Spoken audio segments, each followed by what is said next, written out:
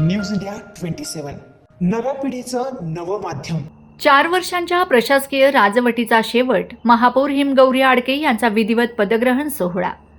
नाशिक महानगरपालिकेतील तब्बल 4 वर्षांची प्रशासकीय राजवट आज अधिकृतपणे संपुष्टात आली। नवनियुक्त महापौर हिमगौरी आडके यांनी आज महानगरपालिकेच्या मुख्य इमारतीतील महापौर कार्यालय तसेच महापौर निवासस्थानात विधिवत पूजा करून आपल्या कार्यकाळाची सुरुवात केली। मंत्रोच्चारांच्या गजरात पार पडलेल्या या पूजा विधीमुळे संपूर्ण सोहळा मंगलमय वातावरणात पार पडला।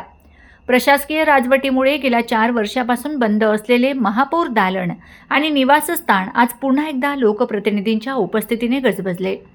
पूजाविधी पूर्ण झाल्यानंतर महापौर हिमगौरी आडके यांनी अधिकृतपणे आपल्या खुर्चीवर विराजमान होत महापौर पदाचा पदभार स्वीकारला।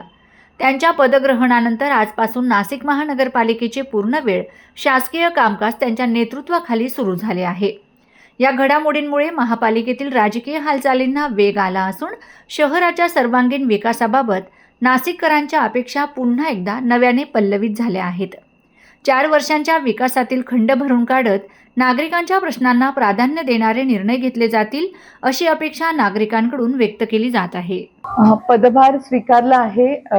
आपण जसं कामाची सुरुवात, शुभ कार्याची सुरुवात पूजेने करतो, आपल्या कार्यालयाचं महापौर कार्यालय, रामायण निवासस्थान या दोन्ही ठिकाणचे यथोचित असं पूजा करण्यात आलेली आहे विधिवत, आणि आजपासून कामाला सुरुवात केली आहे। आपल्या भारतीय संस्कृतीनुसार सगळ्यांना तीर्थप्रसादासाठी आमंत्रण दिलं आहे आणि आजपासून कामाला सुरुवात केली आहे। प्राधान्य काय राहणार आहे? प्राधान्य जसं मी तुम्हाला सांगितलं की 100 दिवसाचा जो ॲक्शन प्लॅन आहे तो आम्ही लगेच सुरू करत आहोत, आणि जी महत्त्वाची कामं आहेत ती फील्डवर जाऊन तुम्हाला आता कळेलच की व्हिजिट्स करतो आहोत, आणि ह्या 100 दिवसांमध्ये प्रत्येक प्रभागनिहाय एक व्हिजिट होऊन कुंभमेळ्याच्या देखील कामांचा एक रिव्ह्यू घेणार आहे, आणि त्याच पद्धतीने प्रत्येक प्रभागाची निकट जाणून सगळे लोकप्रतिनिधी, स्थानिक आमदार